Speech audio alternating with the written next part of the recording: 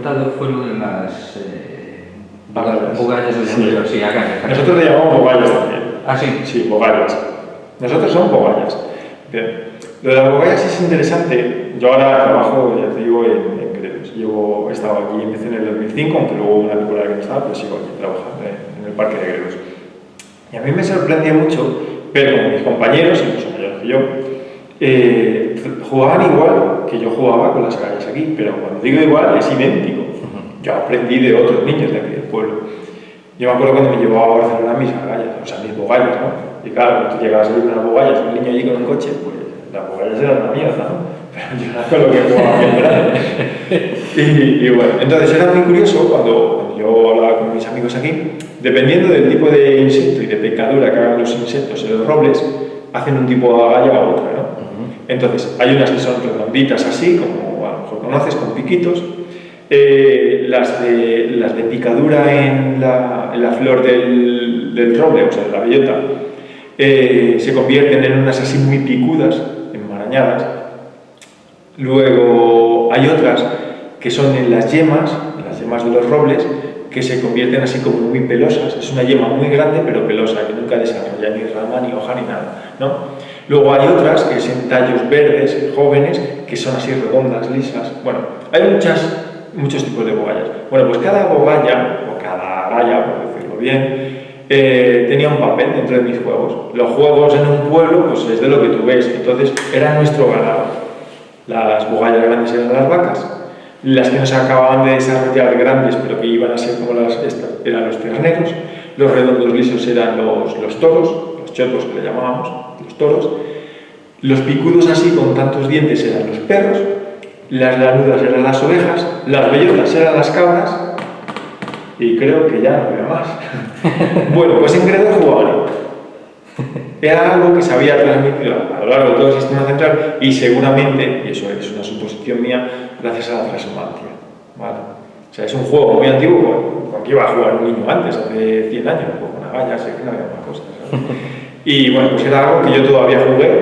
El año pasado estuve con los niños aquí el día del árbol, pues, los niños me pidió la directora que hicieran una cosilla. Y bueno, en el camino había gallas, pues aproveché, ¿no? Bueno, pues los niños se vinieron cargados de llegar a la casa y tirarían los padres.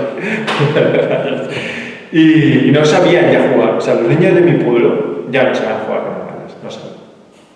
Y yo todavía sí, ¿sabes? O sea, ha habido ahí una ruptura, ¿vale? Pero era curioso que en todo el sistema central jugábamos con lo mismo.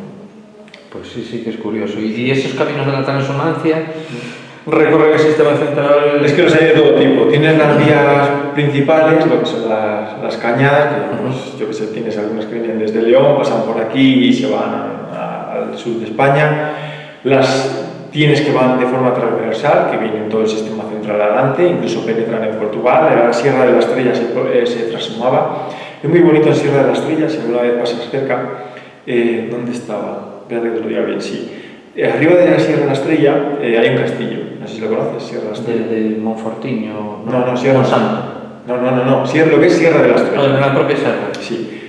Sierra de la Estrella tiene 1990 metros y los portugueses, pues son muy buenos, dijeron, tenemos que tener un pico de 4.000 metros y tienen un castillito de 10 metros y ya tienen los 2.000 metros. Sí, eso sí. Y estaba chulo, ¿no? Pues dentro de ese castillo, además se llega con coche hasta arriba, pues tienen un pequeño museo, ¿no?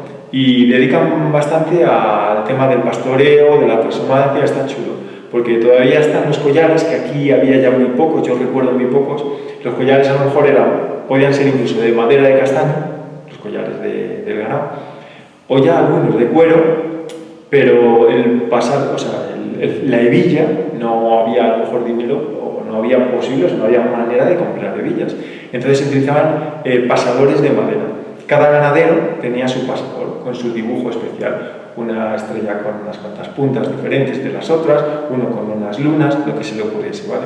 Pues ese museo está muy bonito para poder ver eso en la Sierra de la Estrella. Y aquí se utilizaba igual. O sea, por eso te digo que la transhumancia la había de norte a sur, de sur a norte y por el sistema central también, ¿vale? La transhumancia no deja de ser, hay unos blogs muy bonitos que tratan este tema, no dejan de ser las vías, o sea, no las vías, sino los caminos o las costumbres que tenían los animales silvestres de migrar del norte a sur en función de que hubiese pastos o no. O sea, cuando aquí había uros y no estaban domesticados, pues los uros se movían. Entonces luego al final lo que hizo el ganadero fue copiar, porque es como un hermano de mi abuela, tío Ángel, estuvimos hace años en la subida de vacas al Puerto del Pico, en Gredos, ¿no? Que todavía se sigue haciendo esa vida de transhumancia, muy chula, muy bonita.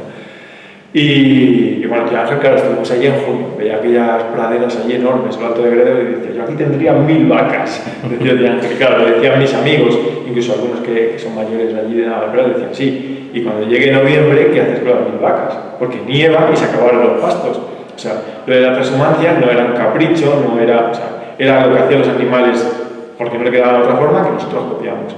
Y detrás de todo esto, los rebaños, las manadas de lobos, ¿vale?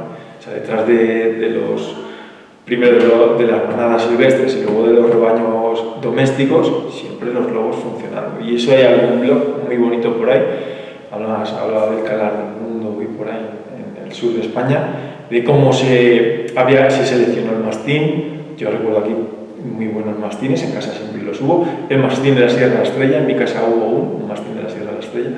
Y como no podías echar los perros sin más, o sea, tenías que tener un macho dominante, un macho dominado, un macho capao, una hembra dominante, y unos iban delante del rebaño, o sea, y otros iban detrás. O sea, que eso estaba todo ahí. Era un equipo sí, coordinado. No, claro, ahora mismo yo, si se interesa tener ovejas, hombre, yo he leído algo y he oído mucho en casa, porque ya digo que en mi casa siempre hubo 100 ovejas y 100 cabras. Pero si no tuviese ni idea, yo diría, venga, 200 ovejas, guay, hay lobos. Bueno, pues ¿qué hago? Tendré que meter mastines, y los pondría ahí sin más. Y eso no funcionaría. O sea, no es llegar y venga unos mastines, que si son buenísimos y no sé cómo, no funcionaría, ¿vale? O sea, tienes que tener, ya te digo, un equipo. Un equipo, que cada uno tenga su función. Sí, que aquí a la gente lo sabía antes. La toponimia de fauna, esa sí que es alucinante. Sí. Pero ahí sí que no podemos estar hablando toda la tarde. Y de plantas me imagino que igual, también, ¿no? Como antes hablaste del gene, ¿cómo era? ¿Cuál? Genechal o algo así, dijiste, no, genestal. La genestosa. La genestosa es curioso porque hay otro pueblo león que se llama genestosa y viene de genista. Aquí la genista que sale es la genista falcana, mayoritariamente. Entonces, cuando tú te cargas un robledal, eso es una regresión ambiental y se te llena de matorral, en este caso de matorral espinoso de genista. O sea, lo que nos está diciendo es que la genestosa, seguro que en más de una ocasión, la talaron por completo y lo que salía era la genista, entonces genestosa. Y de ahí la genestosa león. ¿Y cuál es el nombre popular para la genista? Nosotros aquí le llamamos gatuña. Ajá. Gatuña. Muy bien. ¿Este insecto? Una avispa.